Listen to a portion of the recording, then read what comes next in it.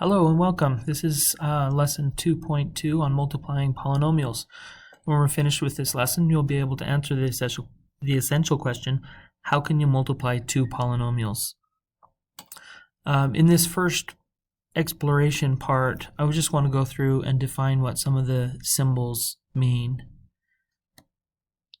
Work through some of the examples and let you work through the rest on your own. So this positive little square down here, this represents a single unit 1. So this first problem would be 1 times 1, which is 1. The negative symbol would be negative 1 times negative 1, and that would also be 1, because a negative times a negative is positive. This longer green one here would be, with the plus sign in the middle, would be x, and then that's multiplied by, in this example, negative 1. And negative 1 times x would be negative x.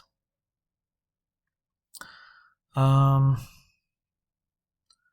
here we see two positive x's, so this would be x times x, and as we've seen in prior lessons, if you take x times x, you're multiplying like bases. You can consider that the exponent of each of those is 1. So x times x would be x squared. And then if I multiplied a positive x times negative x, since a positive times a negative is negative, and then x times x would be x squared. So I would just encourage you to go through, and by the way, let's see here.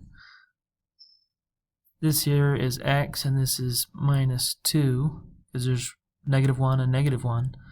And then over here we have x plus 3, because there's 3 positive 1s. And an x times an x, this part right here would be x squared.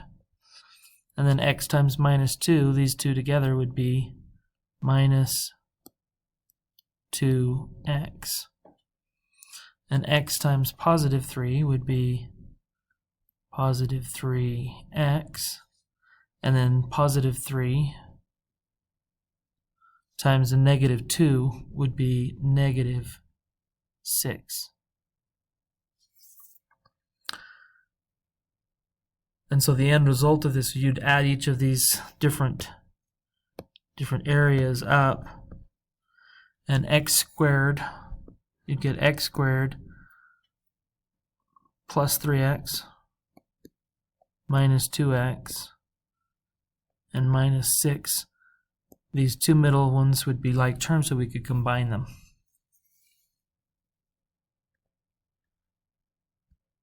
Let's move on to the next page.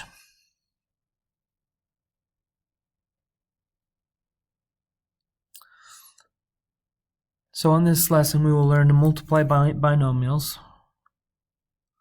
We'll learn to use the FOIL method of multiplying binomials, and then we'll multiply binomials and also trinomials, or binomials by trinomials. So multiplying binomials. When you multiply binomials, the product is always a polynomial. So like the set of integers, the set of polynomials is closed under multiplication. You can use the distributive property to multiply two binomials.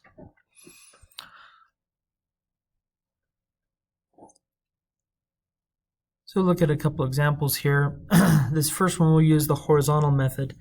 So I write out, we've got x plus 2 times x plus 5.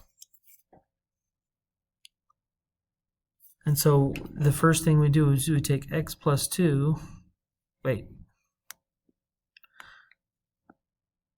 take x times x plus 5. So that's x times x plus 5. And then we take 2 and multiply it by x plus 5. So we get over here 2 times x plus 5. Then we multiply x times each of the parts inside. X times x would be x times x right here, and then x times 5 would be x times 5, and 2 times x, and 2 times 5.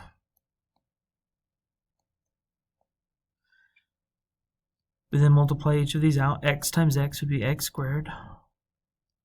X times 5 is 5x. 2 times x is 2x. And 2 times 5 is 10. And then these two are like terms, so we combine them. We get x squared plus 5x plus 2x is 7x, and then plus 10. And then that would be our final answer for this part. In the next problem, we're going to take x plus 3 and x minus 4, and we're going to use the vertical method. So we write them out stacked vertically. We take x plus 3, and then we take x minus 4. We put it in the bottom. Now, to show that they're being multiplied, rather than using the times symbol because it looks a lot like an x, I prefer to use an asterisk to show that those are being multiplied. So then we take negative 4 times 3 is negative 12, and negative 4 times x is negative 4x, and then x times 3 is 3x, and x times x is x squared. And then we can combine any like terms, and because of the way that we've stacked them, the like terms are together. So minus 12 does not have a like term, so it just comes down. Negative 4x and plus 3x become negative 1x, or just simply negative x.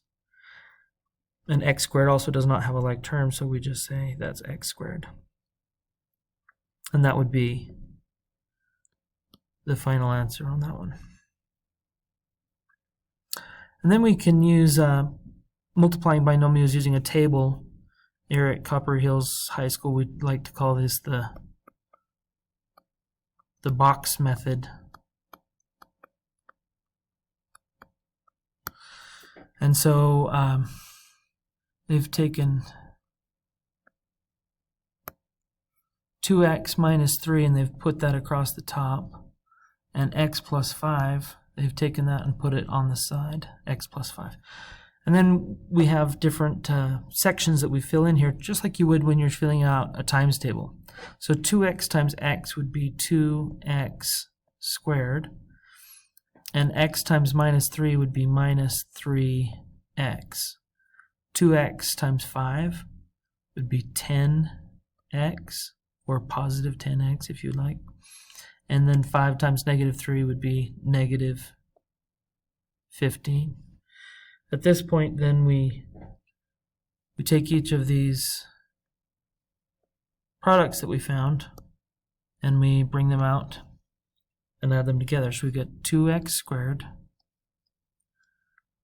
minus 3x plus 10x and minus 15. And these two right here are like terms. So we get 2x squared, and negative 3x plus 10x would give us plus 7x, and then minus 15. And that would be our final answer here. So take some time to go through the monitoring progress problems, check them against the help that you can get if you log into your Big Ideas Math account and look at the ebook for this on page 70. This is page 70. So if you go to your ebook on page 70, you can check your answers against those.